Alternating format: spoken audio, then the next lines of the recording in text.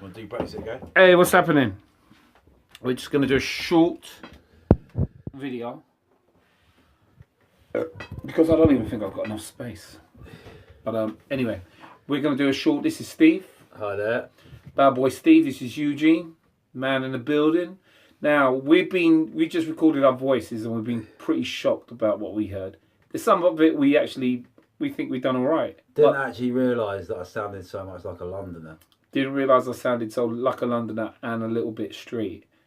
But we're trying to find our voice in a certain way. We are indeed. I mean, I fancied... we're going to talk about Brexit today. Right, how many views have we got so far? I don't know. We got 0 because they ain't uploaded, but it's all good. Yeah, we're going to talk about Brexit. Not a new debate, but hopefully we can bring a few fresh ideas to the table today. I did fancy going a bit retro and talk about Michael Jackson, but I think we'll leave that for another day. Retro, I don't think it's too hot for a Sunday afternoon. Yeah, Michael Jackson, what are the parties are? It just interests me why people feel the need to protect him. That's always fascinated me, really. He's a cultural icon, that's what I believe. He's and that's why people are going to be. You know what? I think that when people become celebrities and you grow up with them and they just become so epic, they become more than just somebody who's an entertainer. They actually become part of your life. They become part of your family. They become I think the trouble with Michael, he became a bit too much a part of people's lives, isn't it? I think that was sort of one of the problems, wasn't it? But I understand. People need stuff to hang on to, don't they? People need things, isn't it? I mean, there's certain times. Imagine, like, you know, sometimes, especially music's emotional. Michael Jackson's music touches you. It was good. People around the world, when something touches you, you want to. It touches you in the right way, of course. That's very true.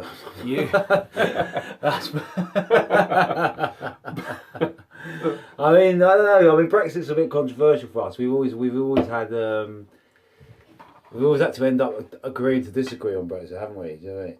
We certainly. I know you have a couple of favourite people in politics, which are Russell Brand, who I actually can't stand. Sorry, Russell, and George Galloway, whose his heart's in the right place. But is he a credible politician? I don't know, really. Do you? I disagree. I think Russell Brand's exceptional. He grew on me, but I also understand why people don't like him. Yeah. So I have empathy. It's a bit like my Brexit point of view. I think he's brilliant, but I can understand. What I really don't like, and that was this guy called Paul Whiteson, who was he didn't even go to school with him, but and Russell Brand. I don't know. He grates on me. I don't know why. But anyway. True. Anyway. And do you know what? We could do a podcast called Having a Beer with Steve and Eugene. Yeah, I know, that'd be cool. Isn't it? And then once a week. We just do Sunday sessions. Sunday sessions. Yeah. And just having a beer and we're just talking about some stuff. Well, it's Mother's Day today, so obviously, as you can see, Eugene's really taken that to heart, and he's been looking after his great lady. Yeah, that's what you're gonna do. You know, it's just it's Mother's Day every day for her. She's treated like a queen. You know what? It's so corny. You know what I was actually saying the other day, basically, what? And the sort of difference between men and women is, you know, if a man goes to a football match on the Saturday, okay, and he turns around to his girlfriend or his wife and says, you know, we've got another match on a Tuesday. The woman, she starts getting the hump. He can't go to the game. Yeah. Because he wants to appease his girlfriend, blah blah blah, blase blah. Yeah. And but if you switch that round the other way, okay, and your wife goes out shopping on the Saturday, and then on the Tuesday night she says, "I'm going out to get my nails done." If then the bloke said, "No, I don't want you to do that," he'd be a control freak. That's very true. Yeah. Oh, that's a really good point. Very weird, isn't it? What's good for the goose isn't good for the gander in this case, is it? You know what? He's right. It's true. It would be a control freak. You'd be like an abuser.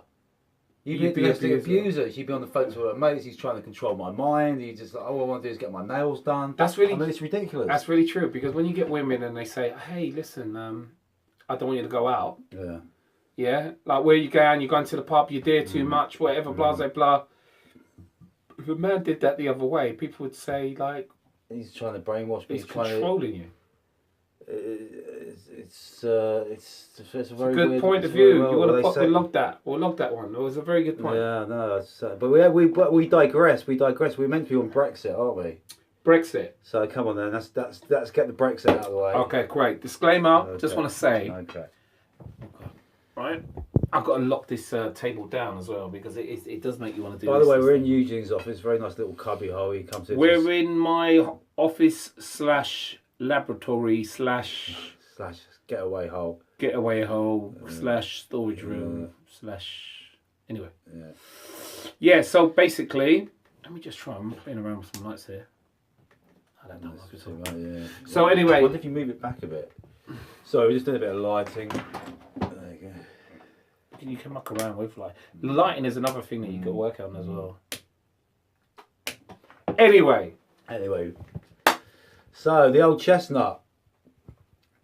Brexit. I want to say disclaimer that I actually think Brexit is not a good thing, fully, yeah?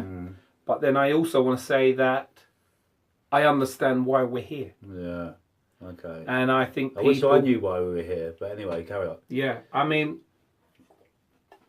I think when people don't understand why we're here, I think that they have just are ignoring what's actually been going on. Yeah, okay. So where do you think it's all going to lead us then? Is it all going to lead us down the garden path, Eugene, to a land of roses, or is it all going to end up going wrong? Well, to start the conversation about where it's going to lead us, that's one point.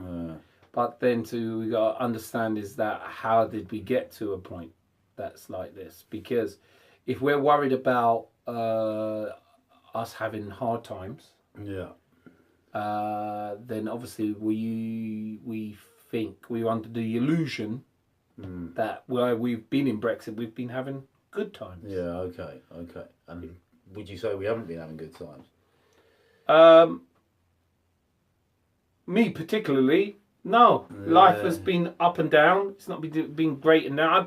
It's not been terrible. We work for ourselves. It's just been standard for us. Standards. But at the same time, I pay attention to what's going on in the world. Yeah. And I look at people that are under pressure, people that are up north. Okay. And don't get me wrong, I'm not in any wealthy situation at all. Right, okay. But I have empathy and understanding that, hey, shit.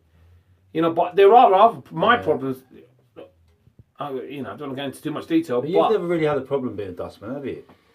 Well, I've never had a problem being a dustman if I was in the 80s and 90s. Well, that's very true. Because I'll be able to buy a house by as the a way, dustman. this man's a web designer, nothing against dustmen. No web designer, graphic designer. You're belittling my job. Exactly. But a graphic designer... Very well interjected. Sorry, go on. Graphic designer... Yeah. If you was a graphic designer now, yeah, you couldn't buy the things that a dustman could have. That's very true. So as a professional, I know, you'd only be able to struggle to get a half of what a bin man could buy. So say if you're back in 1974, what do you think a dustman would go